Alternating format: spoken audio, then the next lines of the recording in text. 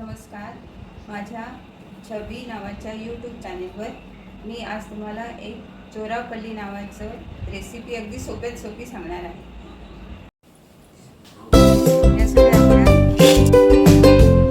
आज चोरापल्लीसाठी आपण 2 वाट्या रवा, 1 छोटी वाटी बेसन, 2 चमचे पिठी साखर, 1 चमचा चाट मसाला आणि चवीला मीठ एवढे साहित्य घेतलेलं आहे. चला सुरू करूया. 2 वाटी रवा घेतलेला आहे आपण चाळून स्वच्छ करून, आणि 1 छोटी वाटी बेसन घेतलेलं आहे, याच्यात टाकायचं आहे, आणि चवीला 2 चिमूट मीठ टाकायचं आहे आणि हे कालवायचं आहे. आणि घट्टसर थोडं थोडं पाणी टाकून घट्टसर गोळा बनवायचा आहे.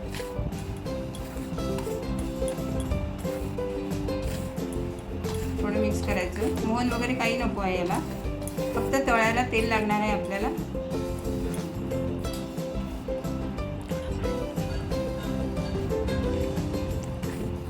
रवा भिजवून घ्यायचा आहे चांगला, आणि 1 तास रवा असल्यामुळे आपल्याला 1 तास मिश्रण आपल्याला मुरायसाठी ठेवायचं आहे.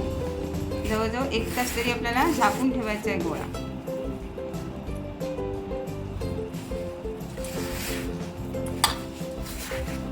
खूप घट्ट नाही आणि खूप सैल नाही, असं मीडियम भिजवून ठेवायचं आहे आणि झाकून ठेवायचं आहे 1 तास.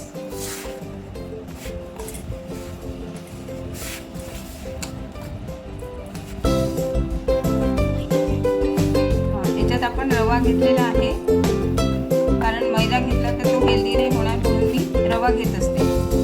आणि हा असा गोळा झालेला आहे आपला थोडा बऱ्यापैकी. त्याला थोडंसं पाणी लावून झाकून ठेवूया 1 तास. याच्यामध्ये आपण थोडी चिमूटभर हळद टाकू शकता जर आवडत असल्यास.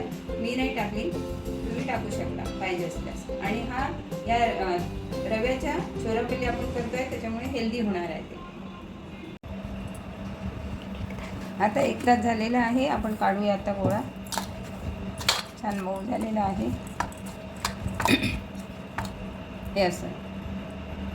खूप घट्ट नाही आणि खूप सैल पण. तर याची लाटे करून घ्यायची आपल्याला.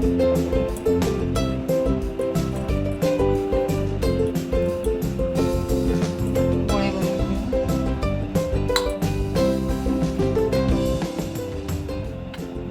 हां, 2 वाटीमध्ये एवढे गोळे झालेले आहेत, 7.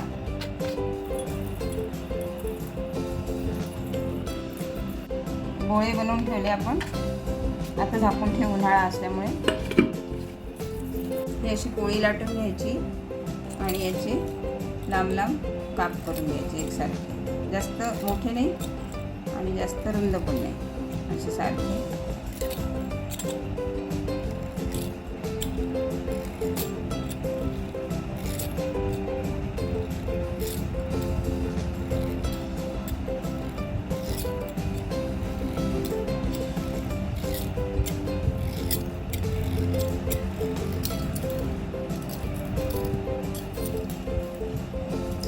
लांब लांब करण्यापेक्षा मधून एकदा कापते, म्हणजे साधारण एवढे लांब होतात. एवढे ठीक आहे. हे ताटावर ठेवायचे, असे पेपरवर ठेवले तर लवकर सुकतात आणि तळायला सोपं जाते. आता आपलं तेल तापलेलं आहे, याच्यात आपण ह्या चोरापल्ली आपण टाकूया आता याच्यात.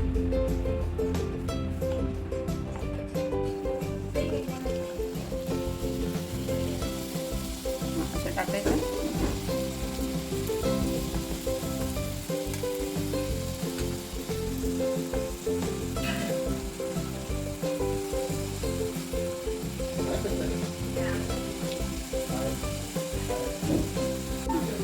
हे अशा तांबूस तळून घ्यायच्या, बदामी रंगावर तळून घ्यायच्या.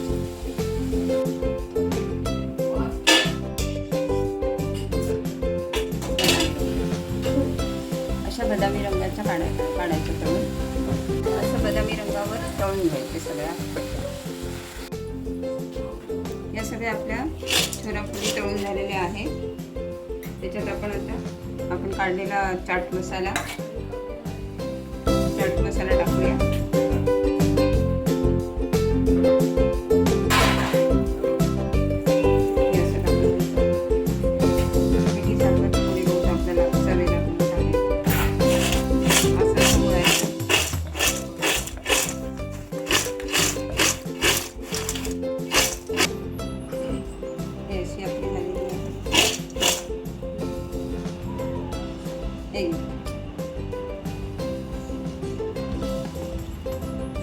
यम्मी